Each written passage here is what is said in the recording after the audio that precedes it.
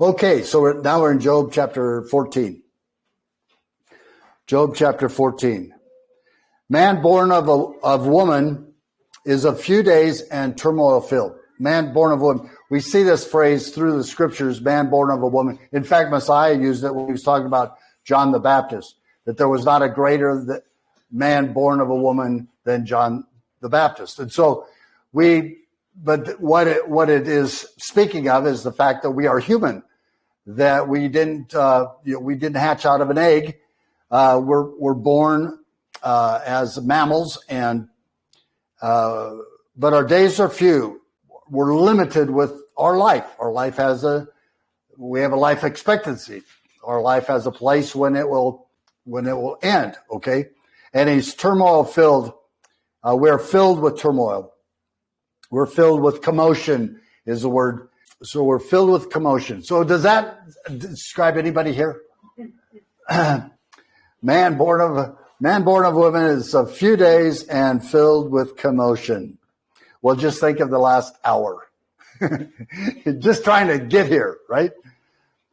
Verse 2. He comes forth like a flower, or actually the word yatzah is to exit. He exits like a flower, like we think of a flower blooming. We think of the petals coming out and all of those things.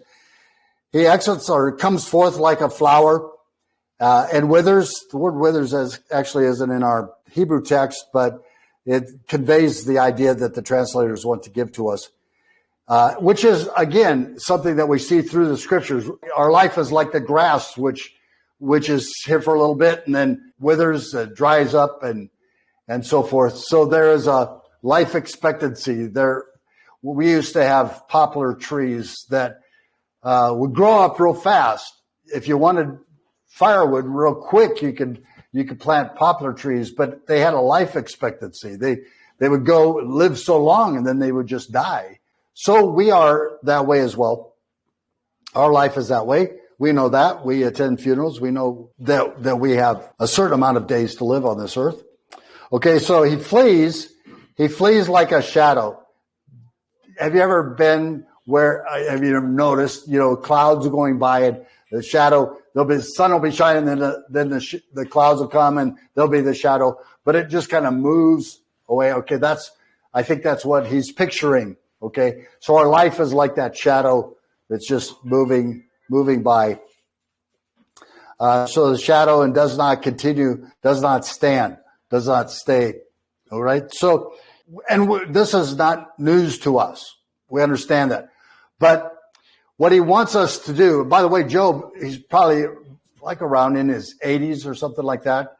And so he has a lot of wisdom to share to us. We shouldn't go to Job critiquing him or criticizing him. We should try to receive all the wisdom that he is trying to give to us. And so as he wants to bring us to that mindset right now. Think of the fact that our lives are limited. Okay, so we don't know if we'll have the next hour. We don't know if we'll have the next day. We don't know if we'll have the next year. We all know that, but we forget it, when we go to make decisions, or just as we go through the day, sometimes we forget, we allow our emotions to take over. We get road rage or something like that. And we don't realize that, hey, wait a minute, I'm not guaranteed tomorrow. Maybe I should just kind of slow down a little bit, or take a deep breath, take some more B12s or whatever it is. But remembering that we are frail, that our life could be taken from us. And so he's putting us into that state. Then he says, yet on such a one, or also upon this one, you open your eyes. Speaking to the Almighty, to God, you open your eyes. Yet here we are, frail and fragile and just a heartbeat away from eternity.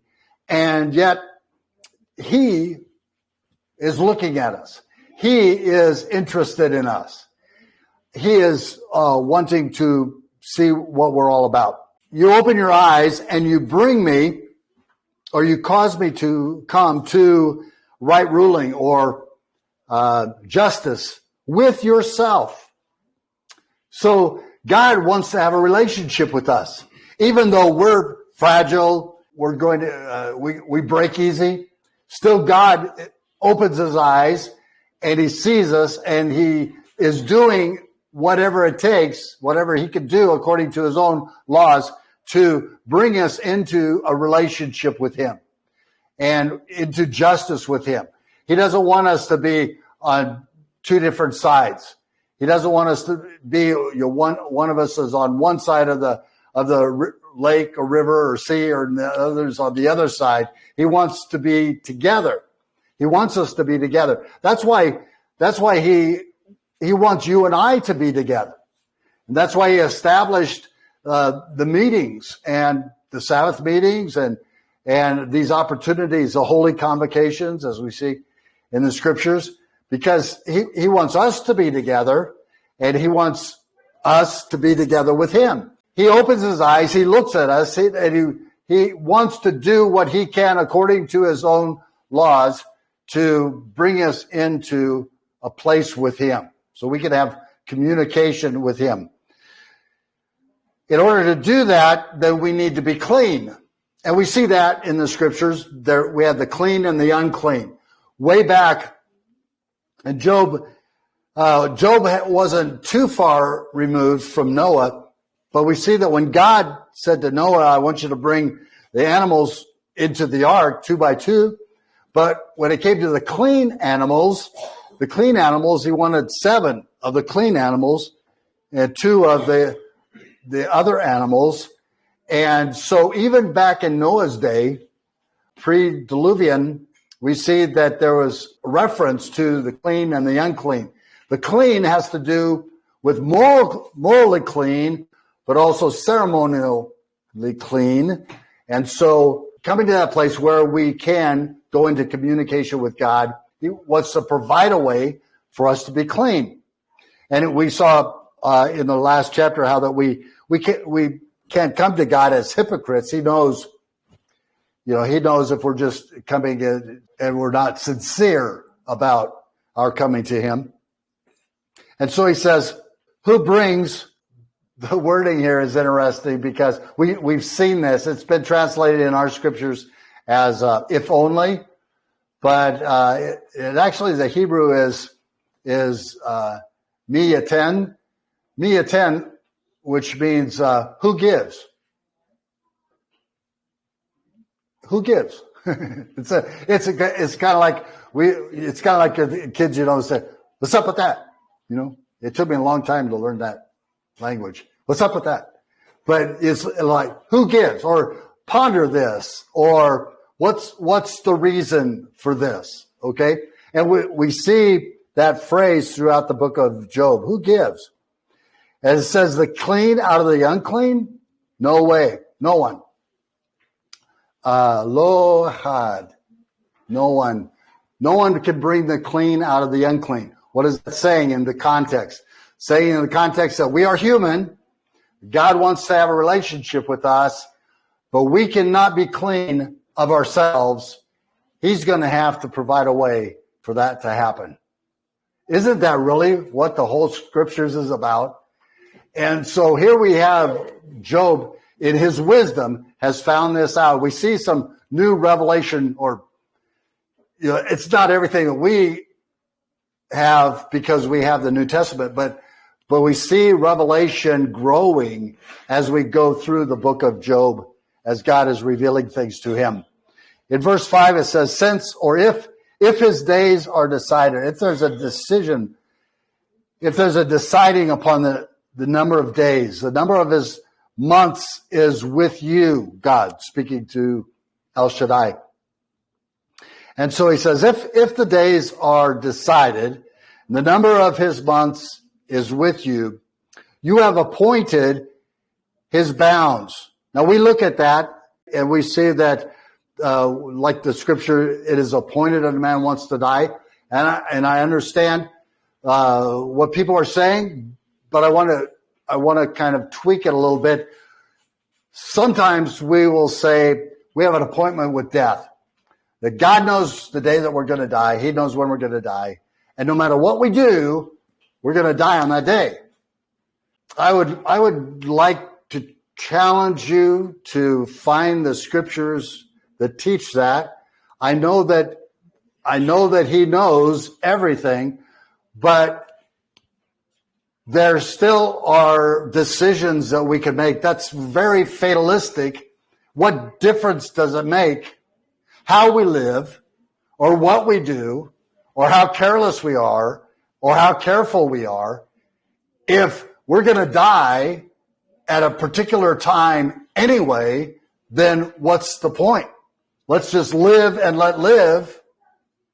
Let God sort it out. But I really don't believe that that's the teaching that the scriptures give to us. The word appointment here is the same word that Messiah used in the Lord's Prayer, where he said, give us this day our daily bread.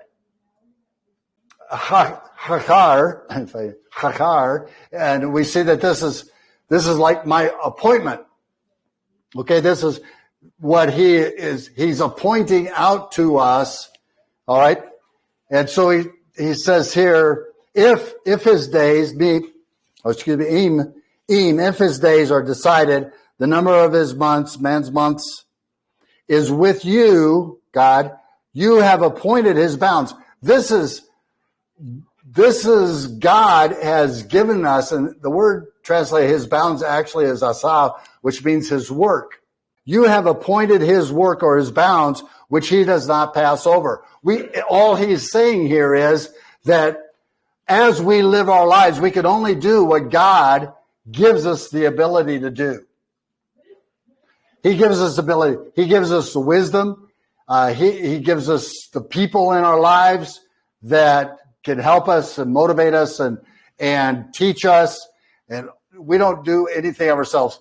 For us to get up and say, well, I've done this and I've done this and I've done this and I've accomplished this and all that. You hear somebody saying that. But what that leaves out is all of the hundreds or thousands of people that have done what they did so that you could do this and this and this and this, right?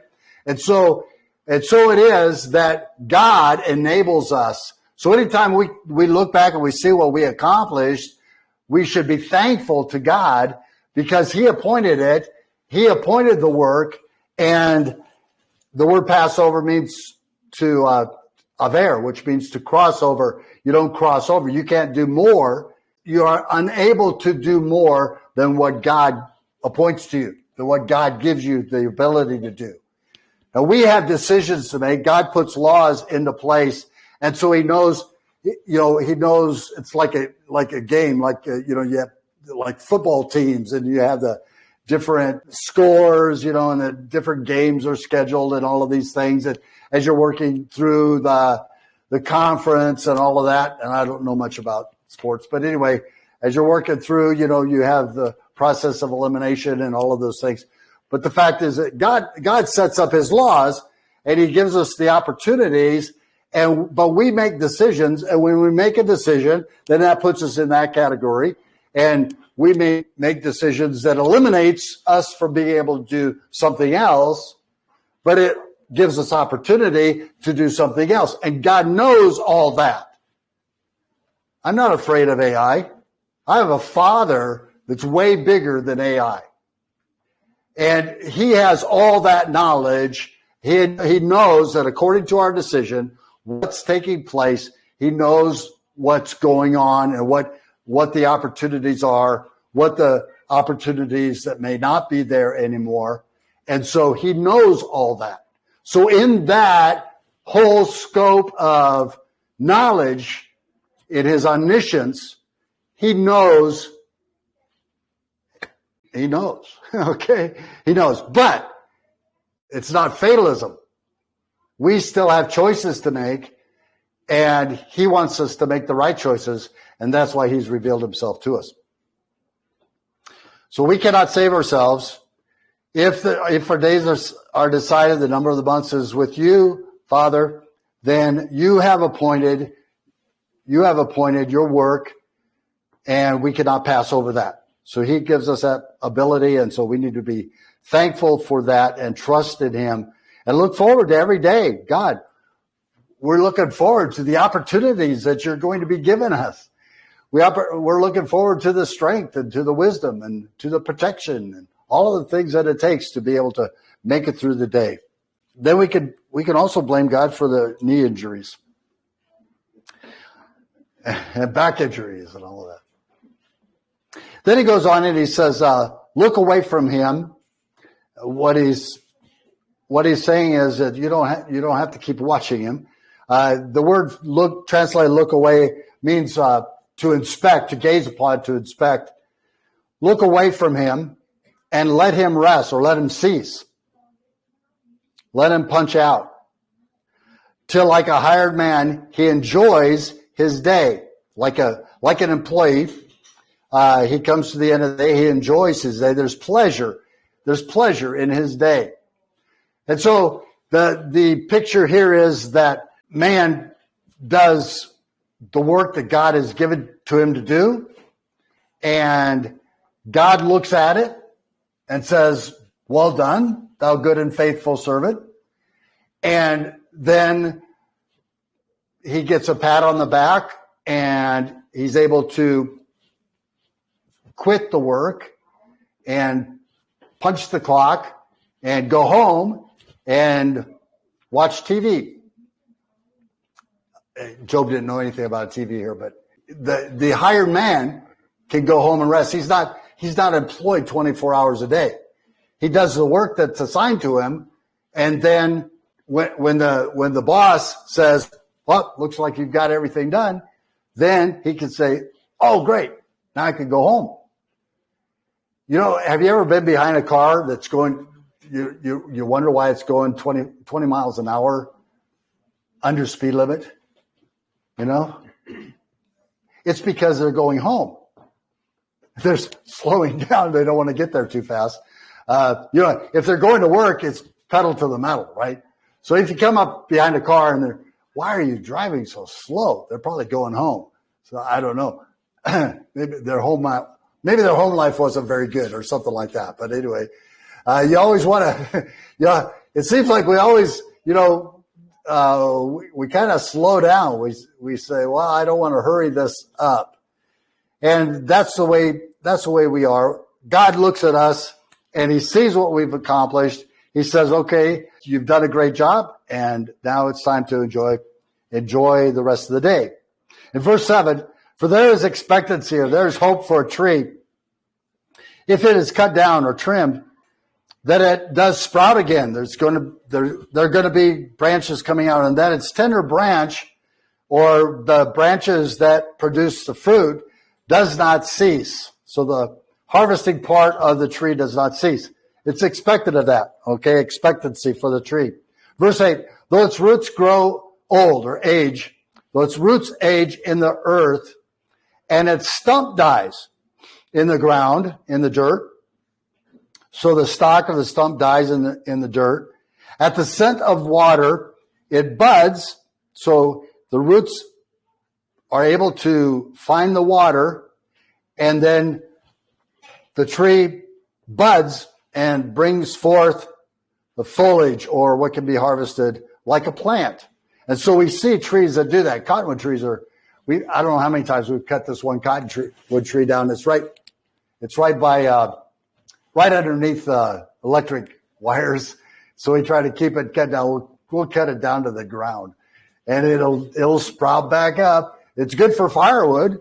We don't have to keep planting trees for firewood because we have cottonwood trees. But now the evergreen, the pine trees or the cedar don't do that. You cut the cedar down, they're dead.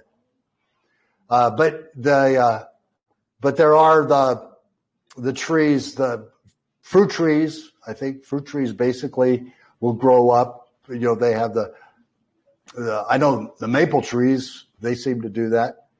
But so there are different kinds of trees, but he's picturing the tree where you cut the tree down and it'll grow back up. When it finds that water, it grows back up. But in comparison, in verse 10, but man dies. The word for man here is a warrior, but warrior dies and is powerless, or he's emptied. He's emptied out. There's nothing left of him. Man expires. Where? Where is he? That's a big question. That's the question everybody sat around the fire discussing. Where do we go from here? Now, in the Orient, several of the religions believe and teach reincarnation, where when you die, that you're reincarnated. You come back in another living form. And that's why we don't kill the rats, and that's why we don't kill the cows and so forth, because that rat might be our great uncle. And if you knew my great uncle, it'd probably fit really close. But anyway, so they believe in it, so they teach. So everyone wants to see life after death, and so they have the idea of reincarnation. And so when you die, then you come back as another life form. And so Job is hitting that right between the eyes. That's not the way it is. Okay, with the Almighty God, with the God of Abraham, Isaac, and Jacob, we see that our eternity is in His hands, and we're not going to be reincarnated. We're not going to come back like we are. All right. So this life is the gift that God has given to us. Every day is a gift. We're not going to come back and try to do it over again. We're not going to be able to come back and try to be a better dog than what we were before. This is the life. Okay. So first of all, we are weak.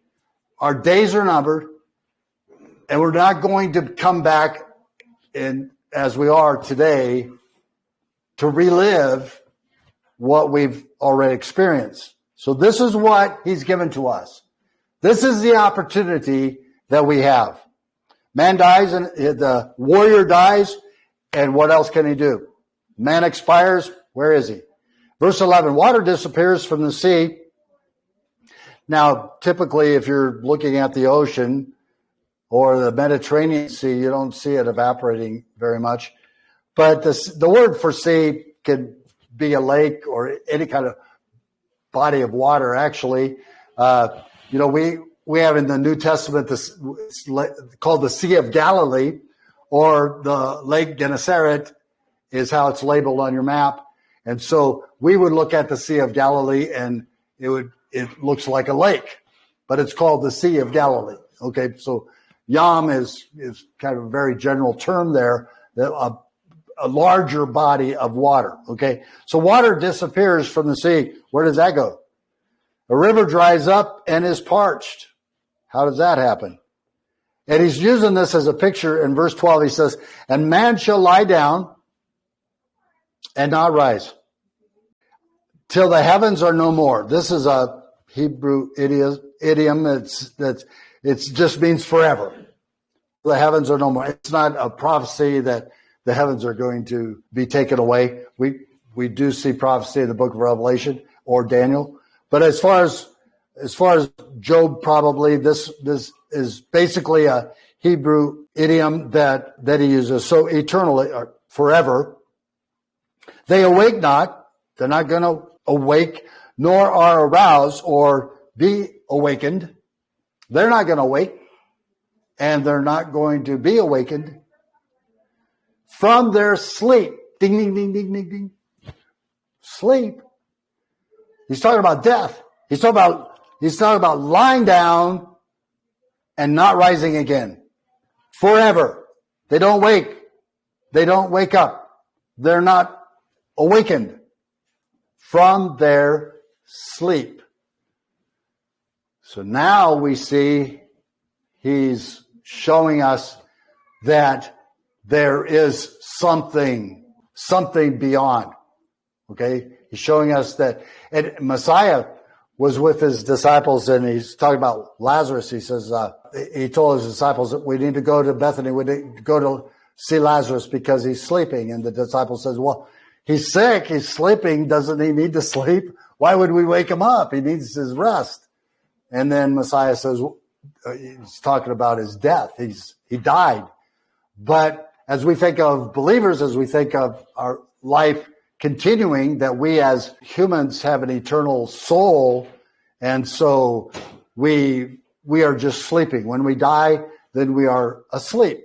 Okay, and that's the concept. And here Job shows us that concept. So instead of reincarnation, where we come back in a different life, as a different life, Job says that we lie down, we expire, but we're sleeping. Okay, we're sleeping, which means that there is something beyond. There's something beyond. And that's, that idea we see Moses picking up on that as he wrote the Torah and talked about the ancients as they would die, they'd be gathered unto their fathers and so forth. So this is a counter to the Orient teaching of reincarnation, basically. But he's giving us that assurance that even though this life is temporary, yet we know there's something on the other side. Verse 13, if only, here we find that same phrase, mi naten, or who gives, if only, verse 13, or who gives. In other words, what do you think? Who gives? You would hide me in the grave. The word hide here means to preserve.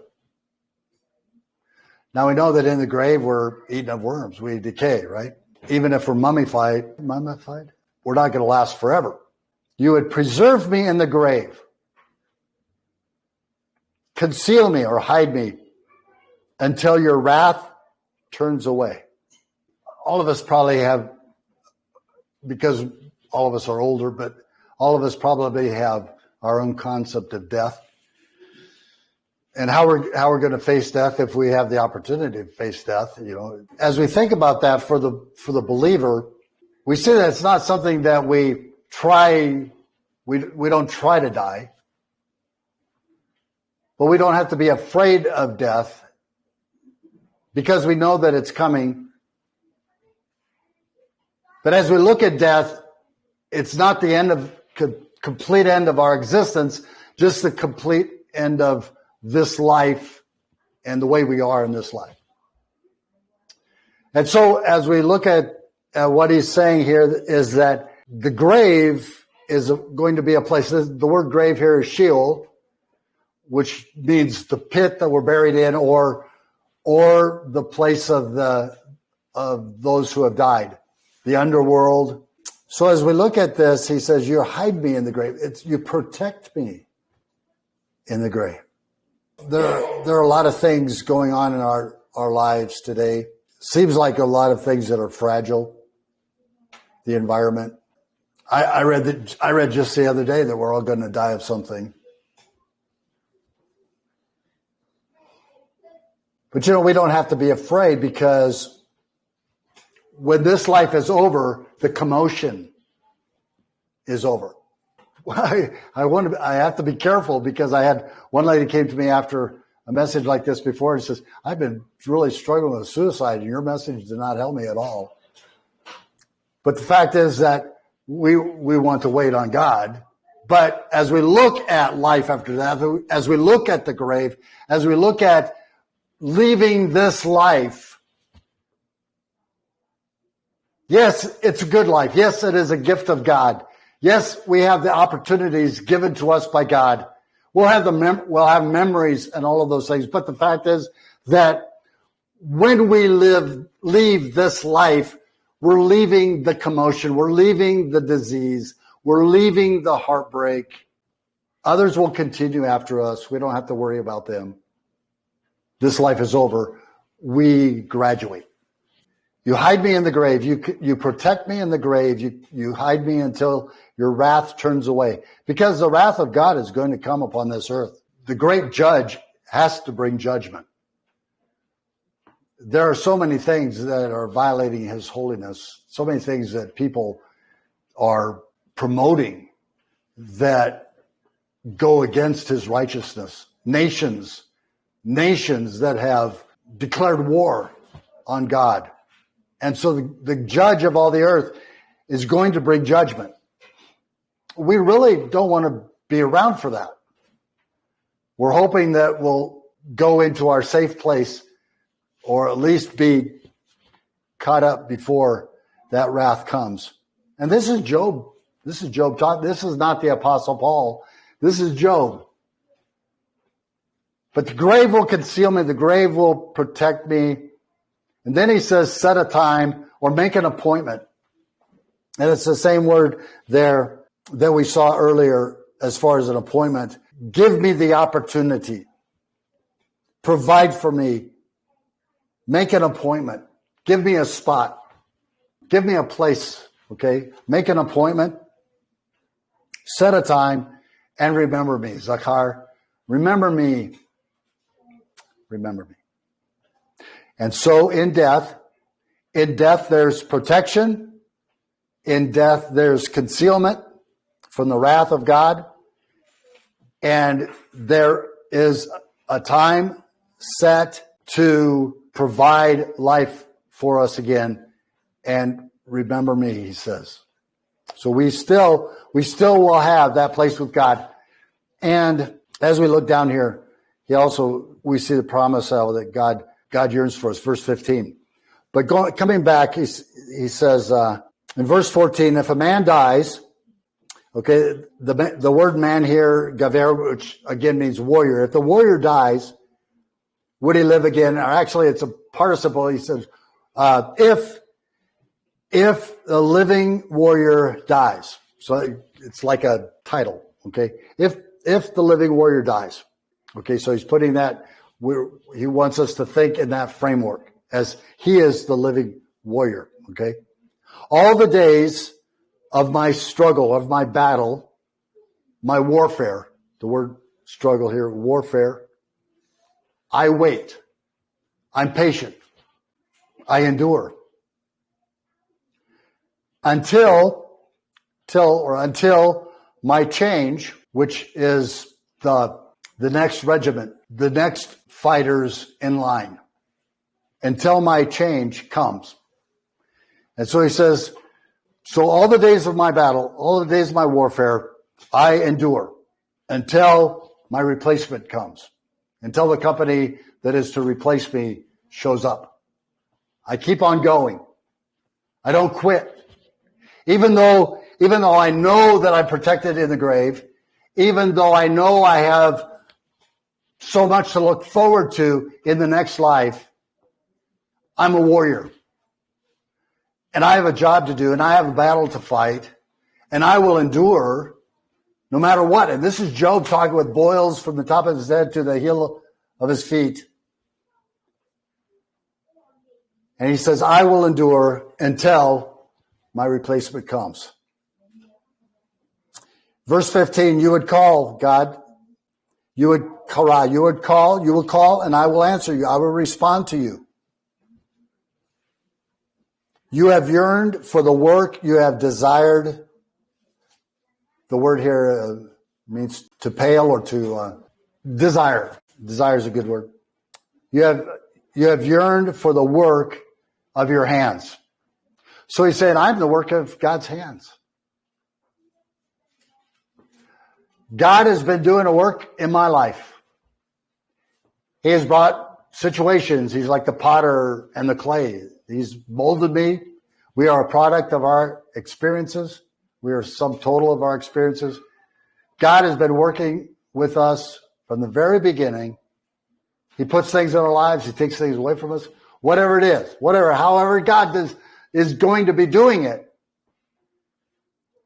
But he desires, he yearns for, he pales for the work of his hands. So he's not going to just throw us away. He's not going to invest his energy into us for us just to cease to exist.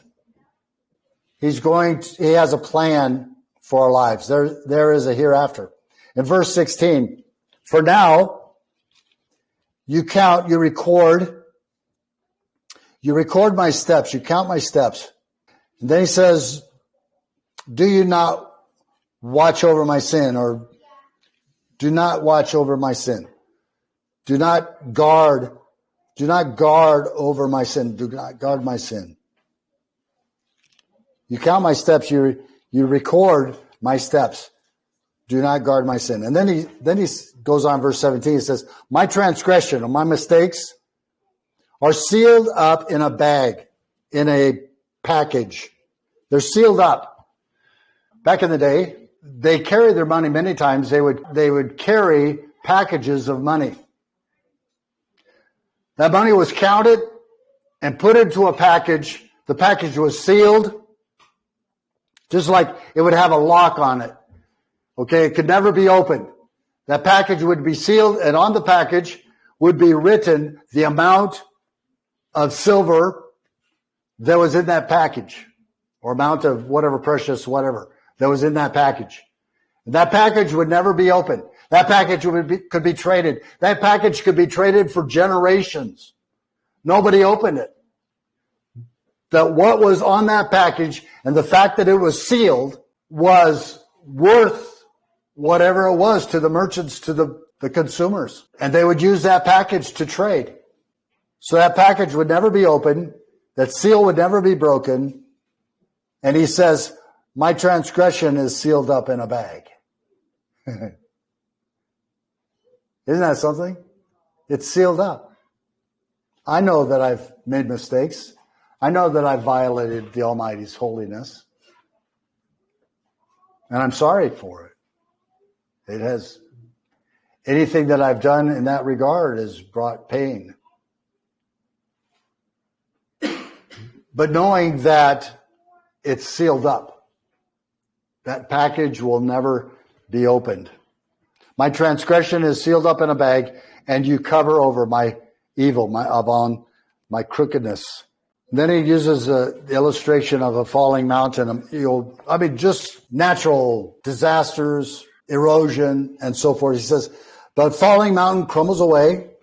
It'll never be the same anymore. And a rock or a cliff is moved from its place. That happens. There's going to be a lot of rain or earthquake or something. As water wears away stones, there's an old proverb, dripping water makes holes in stones. Do what you want to with that one. I don't know what you want. Dripping water makes holes in stones. Okay. But as water wears away stones, its outpouring washes away the soil of the earth. When you have a gush of water, you're going to see that erosion. Things change. Expect things to change. I know you ladies, you got married because you wanted security. Yeah, you laugh. There's no security after marriage. There's no security in this life at all, right? We never know. But that's life. Life changes. The world's going through change. Life changes. It's all global warming, you know? It just happens. So you have destroyed the expectancy of man. So you have destroyed the hope of man. So your destroying does away with the expectancy of man. You know, the more we realize that there is less and less that we can trust. And so it is with the people in our lives. The more we learn about God, the more we learn about life, the more we learn that there are fewer and fewer people that we can hope in. And I'm not saying that to criticize, but what I'm saying is that as life goes on, as the challenges get more intense, as the commotion seems to multiply, there are fewer and fewer people that we can count on. When we were born and we grew up, we counted on everybody. Everybody was going to take the whole world. You know, we're like cats. Humanity was created for cats. And that's what we thought, you know, that mom and dad were there for us. And our brothers and sisters were there to take care of us. And, you know, the world was there for us. And we trusted in people. And we put our confidence in people. But as we get older, we realize that there's less and less hope that we have, less and less expectancy in people, and more expectancy in God. One of the challenges in our life as we go on is to stop trusting people. And I say that not to be, where you don't get into contract with anybody, we still go on. We still have relationships. We still do the right things. But even if we sign a contract, we're trusting God that both of us will be able to follow through with that contract. We can't trust humanity to do what's right. That's what gets us into trouble. We send people to Washington expecting them to do what's right. Have you learned yet? They're going to do the best they can, but our expectancy cannot be met. So the more we trust in God, the more we go through the battles of life, He destroys the hope that we have in mankind, and our hope turns to Him and grows in Him. And then he goes on. This is great. In verse 20, he says, "You overpower him." When we get to the book of Revelation, he talks about the believers, that he gives us the gift of overcoming. We are overcomers. We are overcomers because we have God. We can overcome any situation that He appoints to us in our lives. And so we have the gift to overcome. We are overcomers. And this is what he's saying. You overpower him. You run past him. Have you ever been in track or whatever? Me neither. But I've watched a few races. And you watch how the guy in the lead, he might be several feet ahead of everybody else. And he's stomping away. And then the guy way in the back of the pack, boom, boom, boom, boom, boom, he just seems to be doing it a little bit faster. And pretty soon he overtakes the guy in the front. The guy in the front could have been ahead all the way through the race. And then right at the end, this guy comes around and overtakes him and overcomes him. That's God. We fail. We fall short. We have limitations. But God has that spirit of overcoming, and He gives to us that spirit of overcoming. You overpower him. Your power is greater. That's what He's saying. It's not talking about, that you beat him up or, you destroy him. But He says you overpower him. You give him more. It's like the turbo kicking in. It cost me $8,000 the other day just to have that experience of when I put the throttle down to the floor on my diesel, it actually sits me back in the seat. And it's real fun until I drive by a gas station and see how much it costs. And for a long time, the turbo wasn't working, and I didn't realize it. And until later. But the fact is that's the way God is. God is like that turbo. God is like the supercharger. God is like the nitro. God is like that vitamin that you take to get going every day. It's like the 2 cups of coffee. God is going to give you that ability to overcome forever, without end, forever. The word forever has the idea of a goal. Okay, so like it's to the goal. So you see a goal, you see light at the end of the tunnel, or you see a goal ahead of you. Okay, so he's saying that He overpowers. He gives us the supercharge to be able to get to that goal. Okay, so that's forever. And He is gone. The word gone, halak, means to walk. He walks. And so we go on. So that the picture here is that God gives us the power to overcome and to be able to get to the goal that He has put in front of us. And He gives us our walking orders. He gives us the ability to move forward in our lives. We don't have to be just going around in circles. He gives us the ability to go on and continue on in our lives. His face, still speaking of us, okay, of the believer, His face changes. His countenance changes. The word changes here means to duplicate. He duplicates our countenance. He gives us more. And then He sends him away. It means to send. He sends him like an apostle, like an ambassador. And so he's saying you overpower him, you supercharge him as he reaches toward the goal. He walks, and his countenance are duplicated, and you send him out as your ambassador. There's no retirement. And I'm sorry, guys. As long as he gives us life, as long as we have that life, that precious gift of life that he's given to us here on this earth, he gives us the power to move forward. We don't have to be going around in circles or just waiting for the day that we die. But there's always something that he's wanting to give us to do. And we can't do it like we used to do it. It hurts too much. It hurts too much. The day after, right? The day after hurts too much. But we do what his assignment is. We do what his appointment is for our lives. Give us this day our daily bread is talking about more than just food. Give us this day our daily bread. Give us what we can do.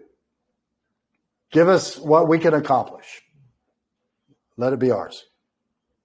In verse 21, his sons come to esteem, they come to value, honor. The idea is to be heavier, to be of more weight. Your sons come to esteem, and you don't know it. He does not know it. And they are brought low, or they are made smaller, and he does not understand it. He does not perceive it. I found that out. Chris and I have, we have 4 children. And praise God, they're still living. And what a blessing. We have 4 children, 14 grandchildren, and I don't know how many great-grandchildren. I think 10 or 11. We were at a birthday party a while ago. So I went to one of my greats, and I said, "Hey, how you doing?" And I said his name. And he looked at me and says, "How do you know my name?"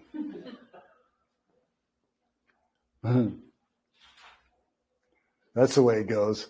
That's something to look forward to. Lost in the dust. They don't need us anymore. Some of you are young enough where you get to a certain age where they don't need us anymore. And we think about that and we say, what's the point? What's the point of life if my family and friends, my kids are grandparents? They're the grandparents now. They're the ones who buy all the Christmas presents. But then the last verse. Oh, you're going to love this. He feels only the pain of his flesh, and he mourns over himself. You say, what? Now, I'm into motivational speaking. I like to speak to motivate. And that's why I'm hoping to do today, that you'll be motivated at something that will cross your mind and say, yeah, that's what. I like to speak to motivation. And then I come to this verse that I was up at 3:30 this morning back here at the office. There's got to be, God, please. You've got to give me an understanding. Where are you going with this? What is Job speaking? He's speaking wisdom to me. Job is talking to me as an older man, as a man that's gone through a lot in his life. I want to learn from him. I want to be a better person because he has taken this time to speak to me. What are you saying? And as I look at this, if I take it all in the whole chapter, all in context, so we don't have to worry about. We did a good job raising our kids. We taught them everything we knew. My son is an incredible piano player, and he's in a band, and he about every weekend his band is booked, and everybody loves the way he plays and all of those things. And I want you to know that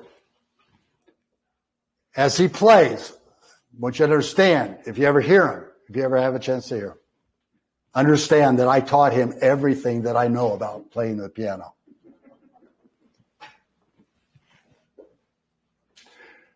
But as we think about that, don't worry about it. You did the best you could raising your kids. They've got their own decisions. If they rise to power, so what? They're still your kids, right? You still look at them as kids. They could be president of the United States, and that's my boy. I'm his dad, But they could hit the skids. They could end up with life's challenges. But you did the best you could. You did what you could. You did what was in front of you to do. And you pray for them, but if you take your finger and put it between your teeth and bite down, do you feel anything?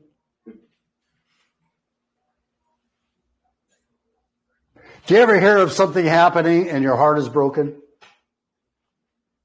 Does your soul experience pain?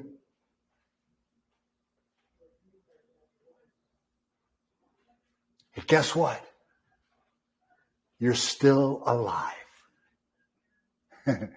You're still alive, which means God is still giving you life that is going to be lived according to his plan and purpose, and he's going to do everything he can to accomplish his work in your life. When death comes, the book is going to be closed. Everything that we've written in that book is all that there is to write. He's prepared a better place for us. We have a lot to look forward to. But right now, if he's given to us life, then we need to live. No matter what they say in the news, no matter what the doctor says, he's given us life. We need to live. Amen.